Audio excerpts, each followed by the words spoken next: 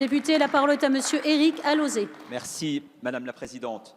Reconnaissons toutefois que les entreprises ont bien plus de difficultés avec l'évolution du prix du baril de pétrole qu'avec la contribution climat-énergie, comme elles auront bien plus de problèmes avec les conséquences du changement climatique qu'avec l'augmentation de la contribution climat-énergie. C'est peut-être pas demain, mais c'est après-demain. Alors c'est bien de dire oui, on est d'accord avec vous, mais c'est jamais le moment, c'est jamais le bon moyen, c'est jamais quand il faut. Voilà, donc c'est maintenant, c'est maintenant. Sinon, on porte une lourde responsabilité. Je salue mon collègue Coquerel pour ses propos.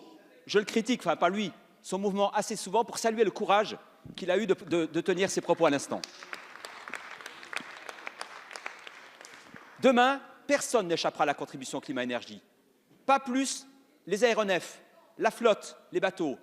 Les paysans, personne n'y échappera, vous le savez, c'est une question de temps. La question, c'est comment on accompagne les uns et les autres, parce que les Français nous attendent sur ce sujet. La brutalité n'est que le résultat de l'incurie et du temps que l'on met à prendre les décisions.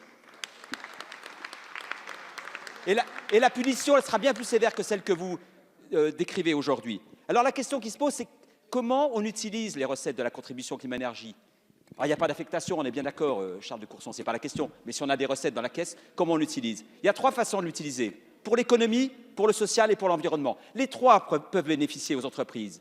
Quand, avec le CICE, la collecte, c'était la contribution climat-énergie qui a financé la baisse de cotisation sociale salariale. Donc on peut faire de l'économie avec la contribution climat-énergie. C'est au bénéfice des entreprises. Elles en ont bénéficié déjà, ces entreprises, de la contribution climat-énergie payée par les ménages. Elles en ont bénéficié. On peut aussi faire de l'affectation environnementale pour les entreprises, en les aidant par exemple à renouveler leur matériel, leur moteur, leurs camions, quand c'est des camions, en faisant par exemple du suramortissement. Eh bien, c'est une affectation écologique. Et puis on peut aussi, quand on est dans ces situations actuelles où le prix du pétrole augmente beaucoup, faire de la restitution ou de la compensation. Et c'est à ça qu'il faut qu'on réfléchisse, je crois, Merci. à la restitution. Merci, monsieur le député.